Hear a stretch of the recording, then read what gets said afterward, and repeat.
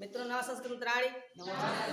ठीक है, आज के सेशन में हम पढ़ेंगे विधिलिंग लकार के बारे में। जिसके बारे में विधिलिंग लकार। ठीक है, पिछली कक्षा में मैंने क्या बताया था आपको? लोट लकार का प्रयोग। क्या बताया था? आज हम पढ़ेंगे विधिलिंग लकार का प्रयोग कहाँ होता है या किन किन अर्थों में आपका विधिलिंग लकार का प्रयोग होगा। जैसे कल बताया था मैंने आपको लोट लकार में कि सामर्थ्य अर्थ में, शक्ति अर्थ में, अनुमति अर्थ में, आमंत्रण, निमंत्रण, आज्ञा। ठीक है, फिर अगर ऐसे शब्द आते हैं आपको तो वहां पर लोट लकार का प्रयोग करना चाहिए। उसी प्रकार से आज जो है विधिलिंग लकार चाहिए के अर्थ में प्रयोग होता है। किस अर्थ में? चाहिए। विधिलिंग लकार का प्रयोग चाहिए अर्थ में प्रयोग होता है। लिख लीजिए विधि, सामर्थ्य, संभावना। इसमें लिख लीजिए आज इसमें कहाँ का प्रयोग करेंगे? विधि, सामर्थ्य, संभावना। लिख दीजिए आप विधि, सामर्थ्य, संभावना, प्रश्न, औचित्य, प्रश्न, औचित्य, औचित्य,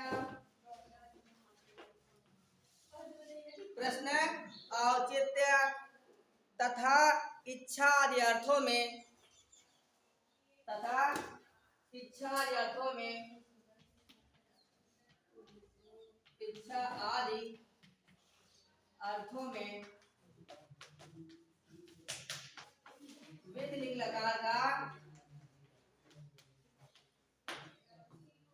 विधिलिंग लकार का प्रयोग होता है। प्रयोग होता है अर्थात विधि, सामर्थ्य, संभावना, प्रश्न, औचित्य तथा इच्छा आदि अर्थों में विधिलिंग लकार का प्रयोग होता है। जैसे एक उदाहरण है, लिखिए ब्रह्मचारी मधुमास न वर्जित। लिखिए उदाहरण, ब्रह्मचारी, ब्रह्मचारी मधु, ब्रह्मचारी मधु मास न वर्जित, मास न वर्जित, वर्जित। लिख लीजिए इसका अर्थ है ब्रह्मचारी को मधु और मांस नहीं खाना चाहिए। ब्रह्मचारी को, ब्रह्मचारी को मधु और मांस नहीं खाना चाहिए। ये थोड़ा क्रिटिकल आपके पास सब दिया है। क्या चाहिए अर्थ? देखिए चाहिए का है कि नहीं आया? क्या है? चाहिए का है और नियम बता दिया है, विधि है। क्या ब्रह्मचारी की विधियां होती है, उन विधियों में ब्रह्मचारी को मधु और मांस वर्जित होता है, अर्थात मधु और मांस नहीं खाना चाहिए। और लिखिए प्रत्यक्ष शिरा न स्वप्यात।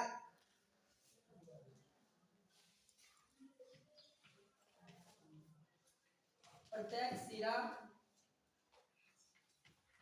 ना स्वप्यात। अच्छा देखिए यहाँ पर वर्जित कहाँ का रूप है? बताइए वर्जित कहाँ का रूप है? प्रत्यक्ष शिरा ना स्वप्यात। नहीं मालूम है? जैसे रूप चलेगा पठेत का, वैसे जो वर्जित है कहाँ का है? जैसे पठेत का चलेगा वैसा वर्जित का चलेगा। पठेत, पठेतम, पठेयु किताब में दिया है ना आपके, है ना? उसी प्रकार स्वप्यात भी कहाँ का रूप बताइए? स्वप्यात पठेत, पठेताम, पठेयु, पठेत, पठेतम, पठेत, पठेयम, पठेयु, पठेम। कहाँ का है? है, बताइए द्विवचन का है ना, सही है, ठीक है। सफेद सफेदाम, ठीक है, सफेद। कह रहे हैं कि पश्चिम दिशा की ओर क्या है, पश्चिम दिशा की ओर सिर करके ना सोवे, क्या है, पश्चिम दिशा की ओर सिर करके ना सोवे, ठीक है, ये नियम है। अब देखिए कितना लिख लिया आपका, अर्थात यदि समय संभावना प्रश्न और औचित्य तथा इच्छा आदि अर्थों में विधिलिंग लकार का प्रयोग करेंगे, लेकिन इसमें चाहिए अर्थ भी आना चाहिए। कौन सा चाहिए, जैसे साधारण शर्मा देखिए, इसको इरेज कर दो,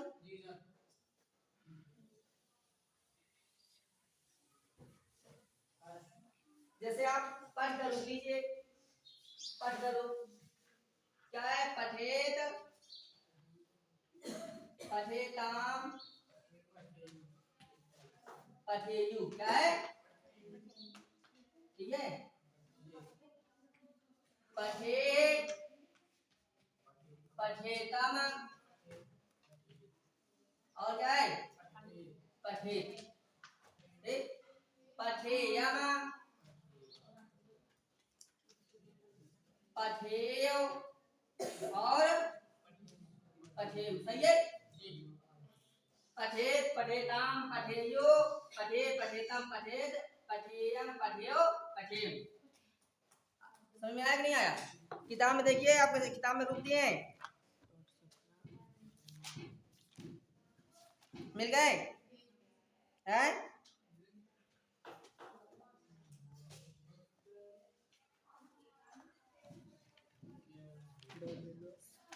अनुवाद कीजिए, देखो मैं बोल रहा हूं, उसे पढ़ना चाहिए, करो, उसे पढ़ना चाहिए,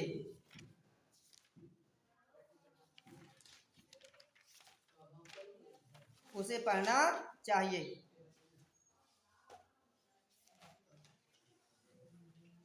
जैसे उसे पढ़ना चाहिए, पढ़ना चाहिए।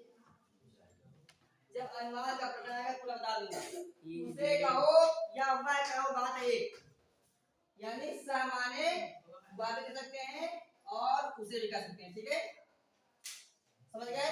तो क्या होगा, सा क्या होगा बताइए, सा पठेत, ठीक।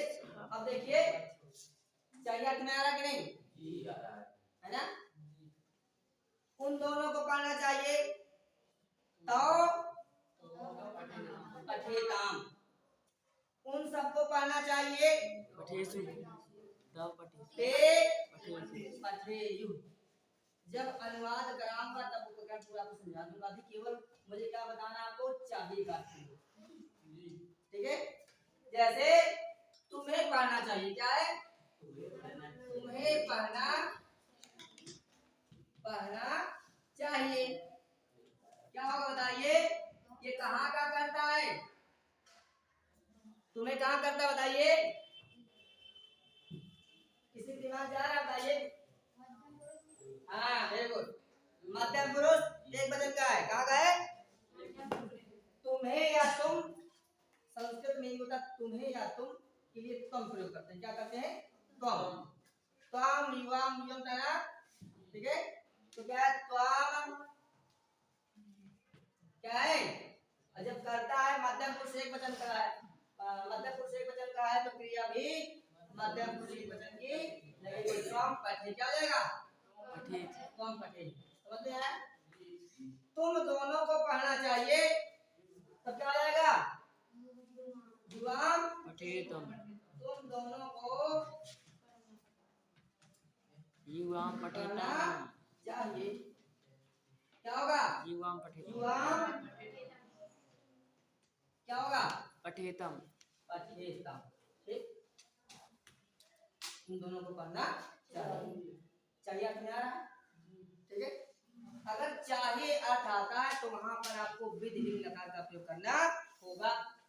और लिख लीजिए, जैसे इसको ले लीजिए, पठेया वाला उत्तम पुरुष वाला, मुझे पढ़ना चाहिए, क्या है, मुझे पढ़ना चाहिए, मुझे पढ़ना चाहिए। क्या करोगे बताइए? अहम अहम पठेयम। क्या होगा? अहम पठेयम। क्योंकि कर्ता कहाँ का है? उत्तम पुरुष एकवचन का है, क्रिया भी उत्तम पुरुष एकवचन की लगेगी। हम दोनों को पढ़ना चाहिए। बताइए, हम दोनों को पढ़ना चाहिए। वो जो मैंने आपको कर्ता बताया था, जो अस्मत् सर्वनाम का विरूप है वो उत्तम पुरुष कर्ता है। तो अहम बात क्या आता है? आवाम। क्या आता है? क्या हो जाएगा? हम दोनों को पढ़ना चाहिए।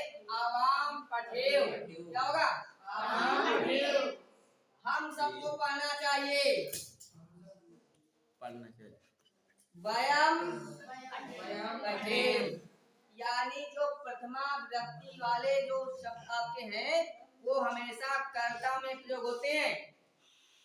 जब आप अनुवाद करोगे, जो प्रथमा विभक्ति के जो शब्द आपके हैं तीनों वचनों वाले, वो कर्ता प्रयोग होते हैं। जो आपको बताऊंगा अनुवाद के नियम, तो वहां पर चलेगा। कर्ता ने कर्म को करण से संप्रदान के लिए आपादान से अलग होने के अर्थ में संबंध क्या है?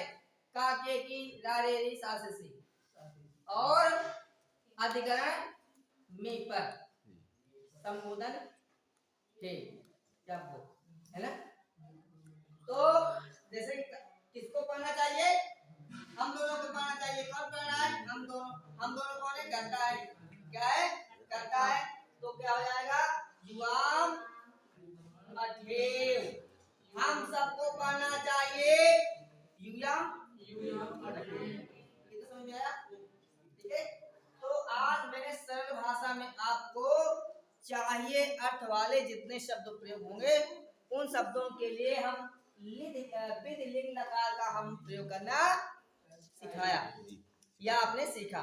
इसका चाहिए अर्थ में, यानी जहां पर आपको चाहिए अर्थ वाले अनुवाद करने के लिए आ जाए हिंदी संस्कृत में, वहां पर आप विधि लिंग लकार का प्रयोग करें। ठीक है। आज तक यही तक रखते हैं। अगले दिन जब आपका चैप्टर चालू होगा तो मैं आपको अनुवाद करने के नियम भी आपको बता दूंगा। ठीक है। आज तक कहते हैं जय हिंद जय भारत।